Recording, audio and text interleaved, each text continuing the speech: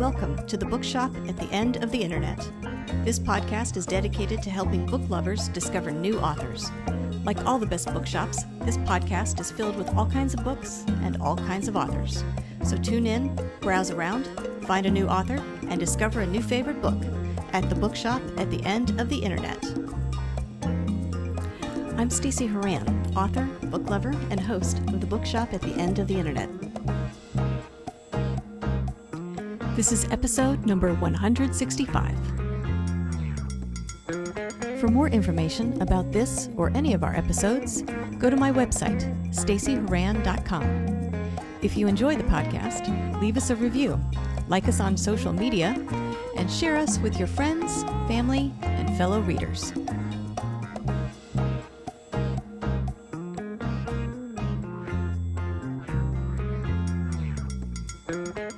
In today's episode of the Bookshop at the End of the Internet, I'm chatting with author Tim Grove about his latest narrative nonfiction book, The World Turned Upside Down.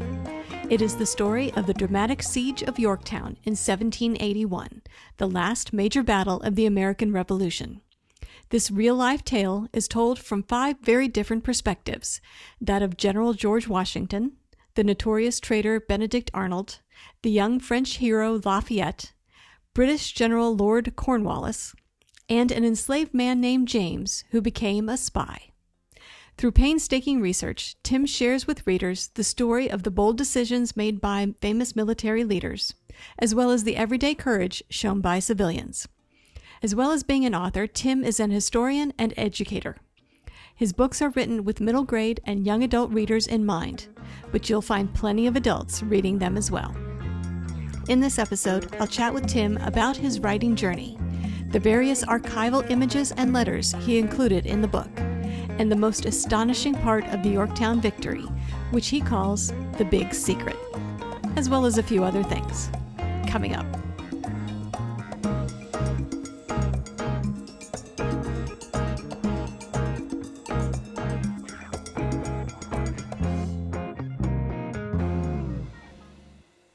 Tim Grove, I want to thank you very much for joining me today on the podcast. It's my pleasure to be here. I thought what we could do today is talk about your latest book, The World Turned Upside Down. If you don't mind, tell us a bit about this book and what inspired you to write it. So it's a story of the last major engagement in the American Revolution, which took place in a small Virginia village, I guess you could say, called York, but now we know it today as Yorktown. I like to say it's the name that Americans want to always remember and the name that the British always wanted to forget, because it really truly did turn the world upside down, because with that victory came basically American independence was assured. And so it's a story some people know. I think most children learn about it in school, but what I tried to do is give it a new twist in that I offer different perspectives on the story. So not just the American perspective, but the French perspective, the British perspective. But what motivated me to write the story ultimately was that I ran across the story of one of my characters who was an enslaved man in Virginia who ended up as a spy for General Lafayette. So he was spying for the Americans. And that's just a combination that you don't hear of. It really caught my attention, an enslaved spy. Just the challenge of him trying to get his freedom after the war was an interesting story as well. So I would say the story is about freedom, but freedom means different things to different characters in it. So let's talk about the significance of this particular battle. So set it up for us. What was, I mean, a lot of us studied it in school, like you mentioned, but for some, it may have been a long time. Right, of course. Since we have talked about or considered the Battle of Yorktown. Right. So tell us what was at stake. So it takes place in October of 1781. But before that, the Americans just were not doing well at all. The French had joined the effort finally, and they had sent troops, but the troops were in New England, in Newport, and Washington was up in New York, outside New York City, because the British had occupied New York City and that was their main headquarters. And he was gearing up for what he thought was going to be a huge attack on New York City to try to get the British out of New York City. Meanwhile, the British had finally gotten involved in Virginia, the largest of the colonies, the wealthiest of the colonies. For much of the war, Virginia had been untouched and not disturbed too much, even though they were a hotbed of patriotism.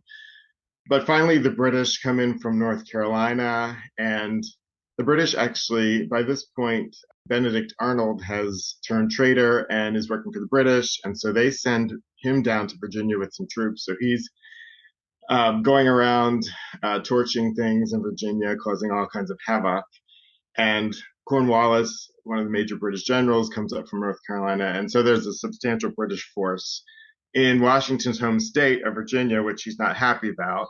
And they're saying, do something. Virginians are saying, come help us.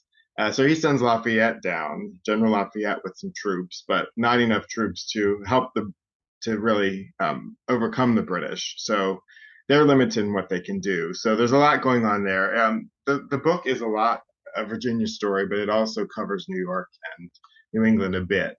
But the main story is Virginia. And so eventually, after moving all around the state and terrorizing it, Cornwallis settles in Yorktown and starts to build defenses because it's on the water, it's a good base for possible British naval activity the following winter. So that's what he's doing. And suddenly, Washington realizes there's a great opportunity here if he's willing to march his army and the French army from New York 500 miles stealthily down to Yorktown and surround them. Because the French Navy, which is in the Caribbean, has agreed to come and bottle them up in the mouth of to block the mouth of the Chesapeake Bay. And so basically, if they're successful, they could surround the British and force them to surrender. So all of that's going on throughout the book. And let's talk about some of the main players, because you mentioned you tell this story from several different perspectives. So let's talk about the main players in this conflict. So George Washington, you can't tell the story without George Washington, who is General Commander-in-Chief of all the American troops. General Rochambeau was his equivalent for the French troops, highly respected man. And then General Cornwallis was the equivalent of the British troops, a veteran of many, many, many wars, and also respected.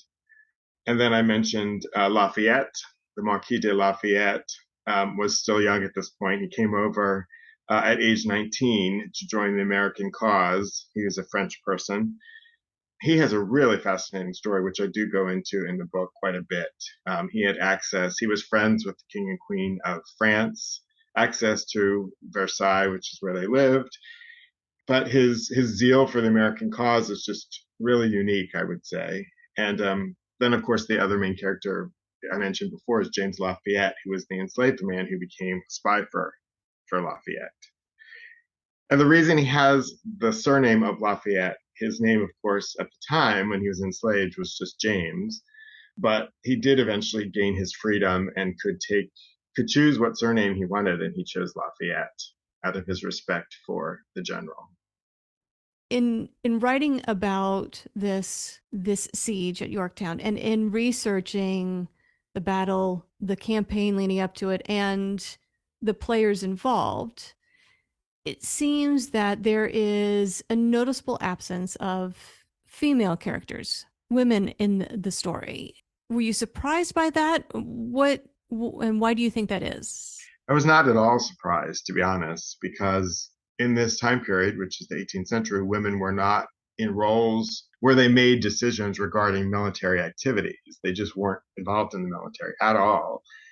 And so I make a note of that in my author's notes, where are the women perspectives? And I did try to weave in stories of women when possible. And so I do talk about a woman who was from an influential family in Virginia who had to make decisions when the British came her way. And so I talk a little bit about that. I have found a great letter from two teenaged girls in Virginia writing to each other. One is running with her family. Her family's in her father's in the Virginia government. So they're fleeing the British. and she's writing about what that was like and how scary that was. So I do try to find sources when possible, but I do sadly say that there are few women perspectives in this story.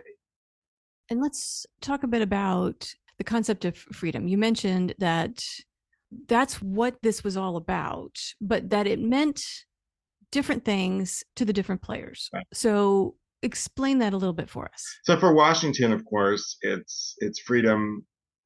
The American government, I guess you could say, is freedom from the British government and the laws that they put on the land. So it's a higher level thinking. But for James, who is an enslaved person, it's very personal and it's about his personal freedom.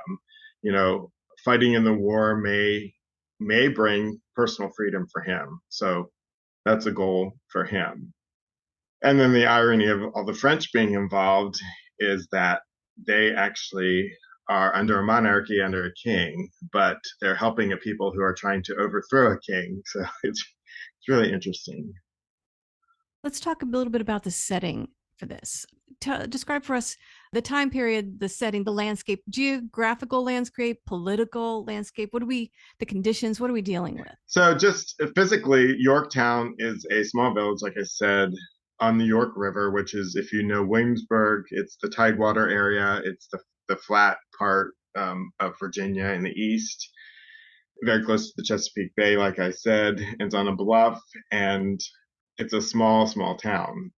As far as the political landscape, France gets involved eventually because their age-old enemy is Britain, and nothing they want to do more than to see Britain's defeat or a balance of power.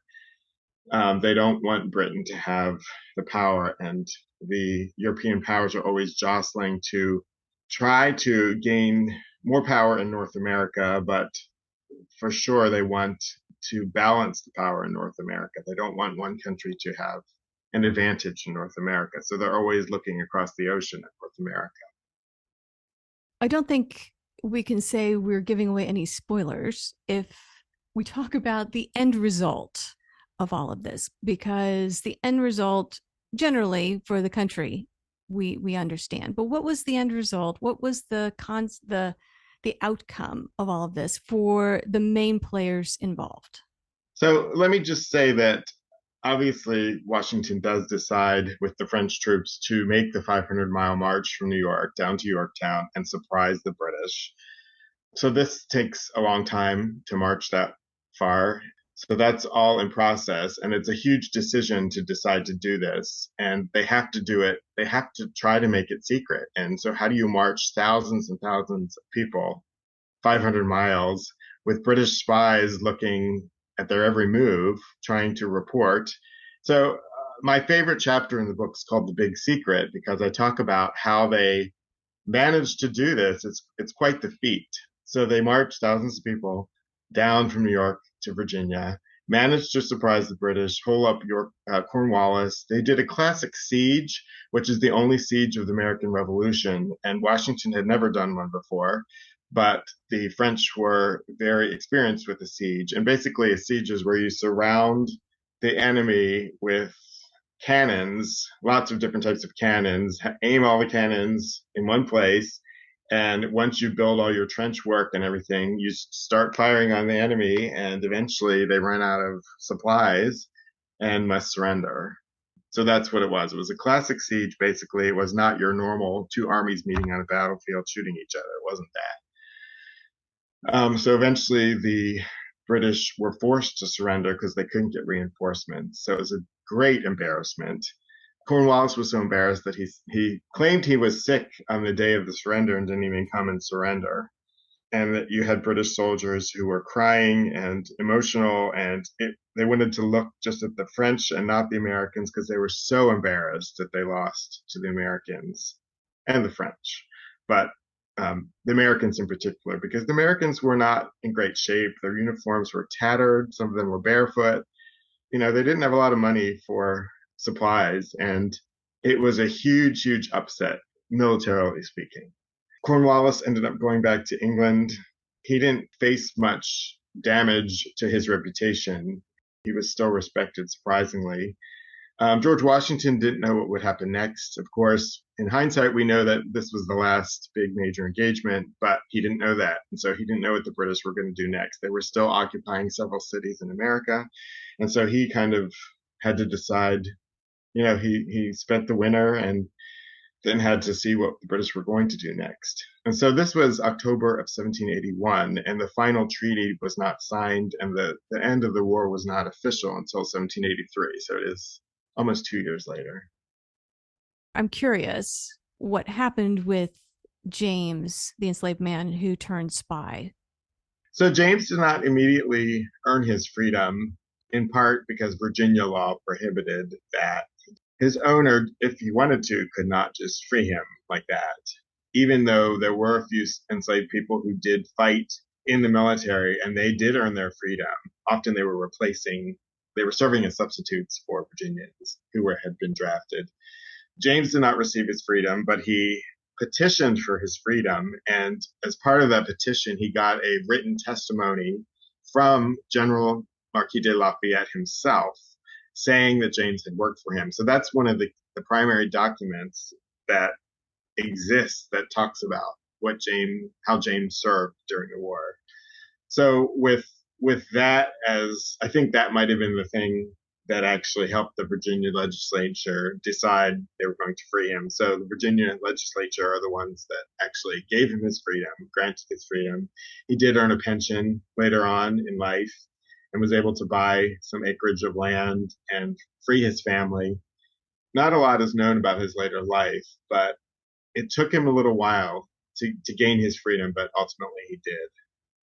Oh, and the fascinating thing at the very, very end, I shouldn't ruin the end, but he did encounter Lafayette many, many years later, and it was reported in a newspaper, and it's a really touching story. Well, people will have to pick up a copy of the book to find out what happens. Right. And I'm curious about your research for this. Let's talk about what sort of sources you were able to use. And were there times when there was missing information or gaps in the record so there are things that we just don't know? There are always gaps in the record, and especially when you're writing about spies. There is a thread of spying throughout this book, because we should say that this book is targeted to ages 10 to 14, but adults like my books as well. But I know that kids that age love spies. Who doesn't like spies, right? So spying, spies don't leave a lot of historic sources. That's a danger to them to leave anything around. So I find generally it's hard to research spies, but also enslaved people did not leave a historical record. So I had to determine early on whether I could write this book nonfiction and include James's story, because to some degree there isn't a lot of historical evidence about James. But I determined there was enough. He remains in part a character that's a little bit on the edges, mysterious in a way, but I thought that was appropriate because he was a spy. As far as holes in the stories, especially with James's story, we don't know where he was during the Battle of Yorktown. We don't know if he witnessed the surrender. I would love to know that. There's conflicting sources that say he might have been a double agent working for the British and the Americans. There's really no proof that I could find that he worked for the British. So I mentioned that in the author's notes at the end, but I didn't include it in the story, that he was a double agent. So those are just several examples of holes in the story that we don't know. The amazing thing to me is that there is a portrait that exists in the Valentine Museum in Richmond, Virginia, a portrait that was done of James. And it's very, very rare to have a portrait of an enslaved man, who by the time the portrait was done, I don't think he was enslaved anymore. But, only the most wealthy in that time period in the 18th century had their portraits painted. So I think it's amazing that we have this evidence, this picture of James. Well, it sounds like in researching this, there were a number of things that either surprised you about the battle, the main characters in the story, the setting, the details, or maybe if they didn't surprise you, they probably surprise your readers. Are there things like that? And are there things that you find that we have misconceptions about things that either TV or books or movies have gotten wrong about the battle, the period, the players. So I have several chapters. One in particular, one storyline is the decisions that the enslaved people in Virginia had to make. So the British were trying to get them to run to the British. They were offering freedom. They were making grand offers of freedom to the enslaved people if they came to the British. And so that was a very dangerous prospect because they didn't know if the British would keep their word, what would happen to them. It was a huge risk to run away from where they were. So I found that very fascinating. I didn't know that whole story exactly. For example, I mentioned this in the book. From Mount Vernon, Washington's home, I think it was 17 enslaved people ran away when a British ship docked at the wharf at Mount Vernon during the war and threatened to torch the property. But that was a big embarrassment to Washington on many levels. I won't go into the details here, but I had never heard that story before. I thought that was very interesting. It was a very challenging time for everyone, but certainly for enslaved people who were trying to calculate how they could gain freedom. The book itself is visually very striking. You have a lot of illustrations and artwork and portraits and maps and graphic design elements. How much input did you have into the design of the book, and why was that important? So my goal with my most recent books, especially when I write for students and young readers, is to show them the types of primary source materials that historians look at. So often teachers just talk about historical sources being documents, but their maps, their portraits, their artifacts, all kinds of sources are used. And so I want to always show the variety, the rich variety of sources that historians look at. And so my editor, fortunately, is always asking for color images. So the books are very colorful. I think there's 65 or 70. Almost all of them are color images in this book of different sources, like you say. I have to tell you what my favorite source is. It's one I stumbled upon, didn't know anything about. It's a letter that George Washington wrote from New York to his dentist in Philadelphia about getting supplies for his teeth. And most people have heard a little bit about George Washington's teeth. He had dental problems his whole life. So the interesting thing about this letter is that it was confiscated by the British. From time to time, they would, grab the mail from the postal services, and then they would have to decide were these authentic letters or not. So they had to verify, was this an authentic letter? Because quite often both sides planted false letters to confuse the enemy in case it was captured. So they did determine it was an authentic letter. And so it told them that Washington wasn't planning to head to Philadelphia, so south from New York, anytime soon. The other amazing thing to me is that the letter still exists. It's in a collection in Michigan, in a university's collection of the British papers of the British general that sent the people out to get the mail. And so it just surprises me that it still exists. So something like that you don't often see in books. What has been the reception from readers or teachers or people who have come across your book? It just came out in April, so it's still considered pretty new. I had a fourth grader write to me and say he loved the book so much, and he asked my permission to make a game up around one of the maps and around the story. So that was wonderful to see. Fan art. Yes, fan art. In a whole new The way. whole game it was. It was really good. Right. That's awesome. Well, let's talk about what's next for you. So, what do you have going on? Works in progress, wish list of things that you want to do, goals that you still have as an author. So this was my fourth nonfiction history book for young readers, and I suspect I will continue to write these types of books because I really think there's a need. And librarians across the country have told me there's a great need for history nonfiction for kids. But during COVID, I decided to try my hand a story came my way that I'd never heard about, and it's so compelling that I decided I would try my hand at writing historical fiction about it for various reasons. So I'm really excited about that. But it also, I think, would translate well into a book for young readers, a nonfiction book. So I'm hoping to collaborate with someone on that book. So I'm not necessarily, since I'm a nonfiction writer so far, I just found it fun to dabble in fiction, and the challenges of looking at a story in a slightly different way, but always basing my fiction on a real event in history and real characters when possible. I've written 2 historical fiction novels that I'm going to start shopping around. So one is World War II focused, which I've never written about World War II before. So, as writers, you want to branch out and write about different topics that you haven't explored before. Let's talk a little bit about the difference between writing nonfiction and writing a novel. I'm curious how easy you found that transition.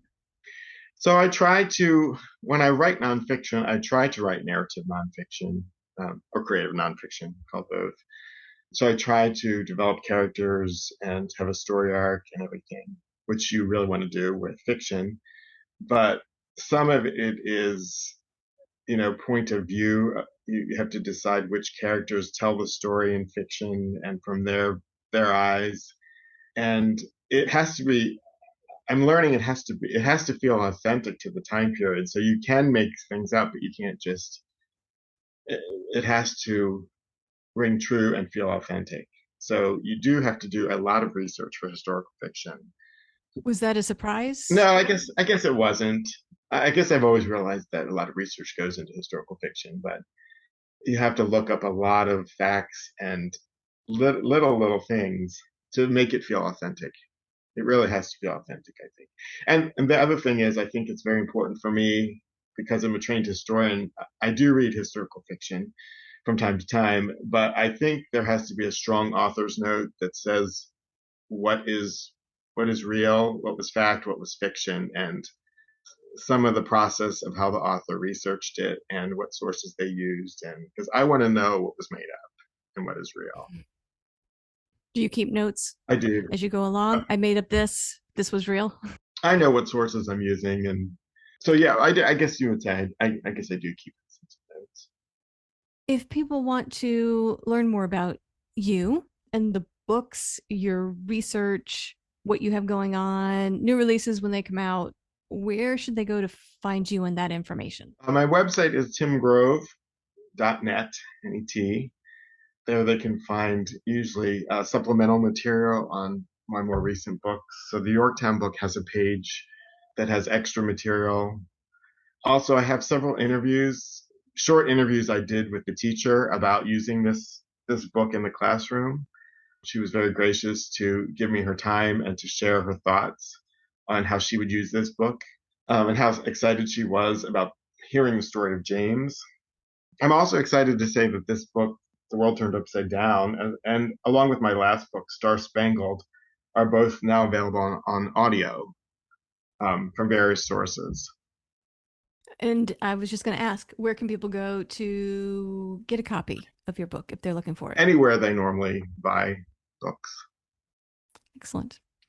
Well, Tim, I want to thank you very much for joining me today on the podcast, and I want to wish you luck with The World Turned Upside Down.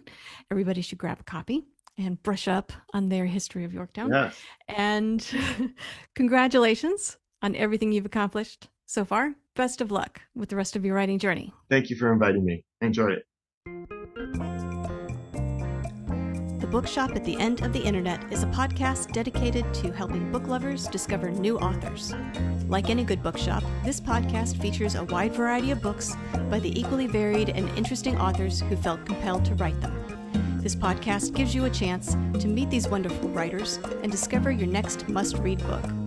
Listen to the authors describe their books and tell you their stories in their own words. My interviews feature books from all genres and authors from all walks of life, including those who are indie published as well as those published by small presses and large publishing houses.